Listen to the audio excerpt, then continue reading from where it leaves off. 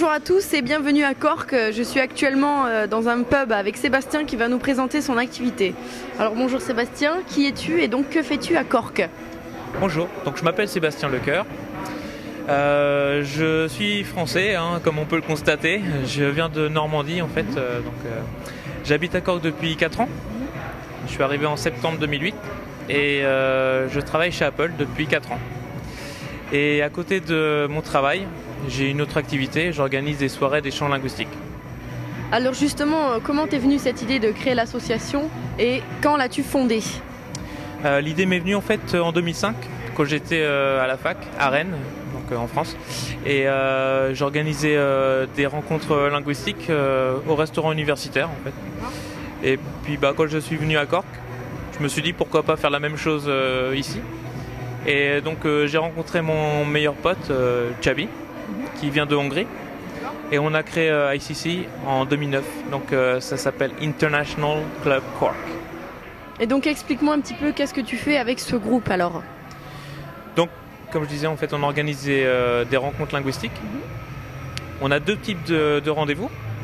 Donc les ICC meetings et les one-on-one meetings. Donc ICC meetings, c'est le rendez-vous général de l'organisation. Donc en fait ce qui se passe c'est qu'on est dans un pub. C'est au Porterhouse, c'est un nouveau pub qui vient d'ouvrir tout récemment à Cork. C'est dans le complexe du Mardyke. Et l'idée c'est, si par exemple tu veux parler en anglais, tu as une table assignée pour l'anglais. Si tu veux parler espagnol, il y a une table assignée pour l'espagnol, etc. Ça c'est le ICC meetings. One-on-one meetings, c'est en fait ça marche plus ou moins un peu comme un speed dating. C'est-à-dire que les gens sont deux par table. Ils vont parler pendant 10 minutes et après 10 minutes, ils vont vers une autre table. Donc en fait, pendant les 10 minutes, c'est partagé en 2 fois 5 minutes. Donc par exemple, ça peut être anglais-espagnol. Donc là, 5 minutes en anglais, 5 minutes en espagnol. Et après, ils vont à l'autre table. Et donc one-on-one meetings, on le fait en anglais, espagnol, français. On va aussi faire allemand et italien. D'accord, très bien. Après, on verra pour d'autres langues, mais voilà. D'accord. Alors, est-ce que tu peux nous parler un petit peu de la communauté française à Cork? Il y a énormément de Français qui vivent à Cork. En fait, c'est la communauté étrangère la plus présente ici. Alors, c'est super sympa parce qu'en fait, on n'est pas vraiment dépaysé du coup.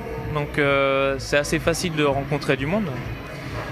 Après, ça peut être aussi un piège parce que on peut se retrouver facilement entre Français. Donc c'est pour ça que ça peut être intéressant de venir à nos rencontres ICC. Ça permet de rencontrer d'autres étrangers et de pratiquer diverses langues. Alors comment fais-tu pour te faire connaître? Est-ce que tu as peut-être des partenariats avec des entreprises ou des associations? Alors en fait, on a commencé sur Facebook. Et maintenant on est aussi sur YouTube, Twitter, sur Wazone aussi. Wazone, c'est un petit fascicule où il y a diverses activités sur Cork. On a aussi eu des articles dans les journaux, à la radio aussi. Et on a des partenariats avec différents groupes. Sur Cork pareil. Tu as sûrement des projets pour la suite, est-ce que tu veux nous en parler? En fait, le projet principal, c'est de créer un site internet. On a déjà un site internet, en fait, c'est internationalclubcork.com, où on peut trouver nos différents rendez-vous, donc les ICC meetings et one-on-one meetings. Et on a envie de faire un site internet un peu plus interactif. Et voilà. Alors toi qui as vécu en France à Cork, est-ce que tu vas faire la petite comparaison? Quelle est la différence entre Cork et justement une grande ville? À l'échelle de l'Irlande, Cork, ça reste une grande ville. D'ailleurs, c'est la deuxième ville d'Irlande. Mais c'est vrai que par rapport à la France, c'est clair que c'est petit.